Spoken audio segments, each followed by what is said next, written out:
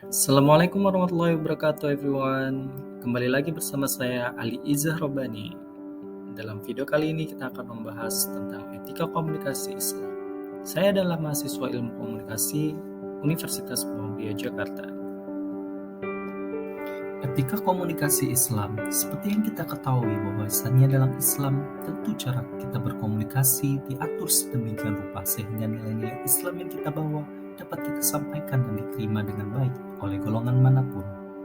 Sebelum kita membahas lebih jauh tentang etika komunikasi Islam, tentu kita perlu tahu apa itu etika. Dalam Kamus Besar Bahasa Indonesia, etika bermakna yang pertama adalah ilmu tentang apa yang baik dan apa yang buruk serta berkaitan tentang hak dan kewajiban moral atau akhlak. Yang kedua, kumpulan asas ataupun nilai berkenaan dengan akhlak. Sedangkan yang ketiga, nilai mengenai benar dan salah yang dianut suatu golongan atau masyarakat. Lebih lanjut lagi, Ki Hajar Dewantara menyampaikan bahwasannya etika adalah ilmu yang mempelajari nilai kebaikan dan keburukan dalam keseluruhan hidup manusia, dan sesuatu yang menggerakkan pikiran serta perasaannya dan memberikan pertimbangan hingga menghasilkan suatu perbuatan. Adapun pengertian komunikasi terbagi menjadi tiga, yaitu secara etimologis. Komunikasi berasal dari kata komunikasio atau komunis yang berarti sama dalam segi makna. Kedua, pengertian secara terminologis. Komunikasi berarti proses penyampaian suatu pernyataan seseorang kepada orang lain. Sedangkan pengertian secara paradigmatis, komunikasi adalah proses penyampaian suatu pesan oleh seseorang kepada orang lain untuk memberitahu atau untuk mengubah sikap, pendapat, dan perilaku baik langsung maupun tidak langsung yang kita mengenalnya dengan efek kognitif, efek afektif, dan efek konatif atau behavior. Berdasarkan definisi komunikasi sebelumnya, maka kita dapat menyimpulkan bahwasannya komunikasi Islam adalah proses penyampaian pesan-pesan keislaman dengan menggunakan prinsip-prinsip komunikasi dalam Islam, di mana dalam komunikasi Islam ini pesan menjadi hal yang paling ditekankan selain gaya bicara dan juga penggunaan bahasa atau retorika, di mana di dalamnya memuat tidak hanya akidah, syariah, dan juga akhlak. Setelah kita mengetahui definisi atau pengertian etika, komunikasi, dan juga komunikasi Islam, maka selanjutnya kita akan mencari tahu bagaimana tata cara komunikasi dalam Islam. Sebagaimana yang termaktub dalam Quran, terdapat 6 bentuk atau jenis gaya bicara yang dikategorikan sebagai kaidah, prinsip, atau etika. Yang pertama, qaulan sadidan. Kedua, qaulan baligha. Ketiga, qaulan ma'rufan. Keempat, qaulan karima. Yang kelima, qaulan layyina. Yang keenam, qaulan maysura. Tata cara komunikasi Islam yang pertama ialah qaulan sadidan, termaktub dalam surah Al-Ahzab ayat 70. Wahai orang-orang yang beriman, bertakwalah kamu kepada Allah dan ucapkanlah perkataan yang benar.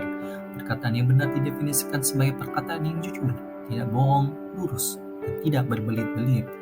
Sedangkan qaulan baligha termaktub dalam surah An-Nisa ayat 63, yang artinya mereka itu adalah orang-orang yang sesungguhnya Allah mengetahui apa yang ada di dalam hatinya. Karena itu berpalinglah kamu dari mereka dan berilah mereka nasihat, dan katakanlah kepada mereka perkataan yang membekas pada jiwanya. Perkataan yang membekas pada jiwanya bermakna sebagai komunikasi yang efektif atau tepat sasaran. Hal ini karena pesan yang disampaikan secara fasih dan jelas maknanya, sehingga si komunikan mampu memahami dengan sangat jelas. Yang ketiga adalah qaulan ma'rufan, termaktub dalam Quran surah Al-Ahzab ayat 32, yang berarti, hai istri-istri Nabi, kamu sekalian tidaklah seperti wanita yang lain. Jika kamu bertakwa, maka janganlah kamu tunduk dalam berbicara, sehingga berkeinginanlah orang yang ada penyakit dalam hatinya, dan ucapkanlah perkataan yang baik. Perkataan yang baik ialah perkataan yang bermanfaat, yang memberikan suatu informasi atau pengetahuan, mencerahkan pemikiran, menunjukkan jalan keluar terhadap suatu kesulitan kepada orang yang membutuhkan. Yang keempat adalah qaulan karima, termaktub dalam surah Al-Isra ayat 23, yang artinya, dan Tuhanmu telah memerintahkan agar kamu jangan menyembah selain Dia, dan hendaklah berbuat baik kepada ibu bapa. Jika salah seorang di antara keduanya atau kedua-duanya sampai berusia lanjut dalam pemeliharaanmu, maka sekali-kali janganlah engkau mengatakan kepada keduanya perkataan dan janganlah engkau membentak dan ucapkanlah kepada keduanya perkataan yang mulia. Perkataan yang mulia ialah perkataan dengan penuh rasa hormat, nyaman didengar, lemah lembut, dan penuh tata krama. Pada perkataan yang mulia ditekankan sopan santun, di mana di dalamnya terkesan tidak menggurui dan dengan retorika yang tidak terlalu berapi-api. Yang selanjutnya adalah qaulan layyina, termaktub dalam Quran surah Thaha ayat 44, yang artinya, maka berbicaralah kamu berdua kepadanya Fir'aun dengan kata-kata yang lemah lembut, mudah-mudahan dia sadar atau takut. Kata-kata yang lemah lembut ialah kata-kata yang enak didengar dan penuh keramahan, sehingga dapat menyentuh hati. Dengan menerapkan qaulan layyina ini, hati orang yang diajak berkomunikasi dengan kita nantinya akan merasa tersentuh jiwanya dan tergerak untuk menerima pesan komunikasi dari kita. Selanjutnya yang terakhir ialah qaulan maysura, termaktub dalam Quran surah Al-Isra ayat 28, yang artinya, dan jika kamu berpaling dari mereka untuk memperoleh rahmat dari Tuhanmu yang kamu harapkan, maka katakanlah kepada mereka ucapan yang pantas. Ucapan yang pantas ialah ucapan yang lunak, baik, dan tidak mengecewakan. Selain itu, dalam ucapan ini tidak menimbulkan perasaan sakit hati bagi yang mendengarkan. Dari penjelasan etika komunikasi Islam sebelumnya, maka kita akan menemukan tujuan akhirnya bahwa komunikasi Islam ini menjadi komunikasi yang alternatif, karena di dalamnya menjunjung tinggi nilai-nilai Islam yang bersesuaikan dengan fitrah penciptaan manusia. Namun kenapa di Indonesia masih sulit sekali menerapkan komunikasi Islam dengan baik? Mungkin ada beberapa faktor, diantaranya adalah faktor pendidikan, keluarga, pergaulan, dan kurangnya literasi. Dari faktor pendidikan, tingkat pendidikan yang masih relatif rendah menjadi salah satu faktor utama mengapa komunikasi Islam ini sulit berjalan dengan baik.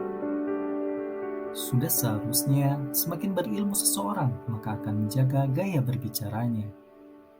Kemudian ada faktor kedua, yaitu keluarga. Keluarga menjadi peran yang utama karena pendidikan dasar di awal ialah dari keluarga. Peran orang tua mengajarkan anaknya dengan ucapan yang baik dan lemah lembut dan tidak membentak dengan nada tinggi menjadi suatu hal yang perlu dibudayakan. Selanjutnya yang ketiga adalah pergaulan. Pergaulan yang tidak sehat akan memiliki pengaruh yang cukup besar bagi perkembangan kepribadian dan gaya berbicara seseorang.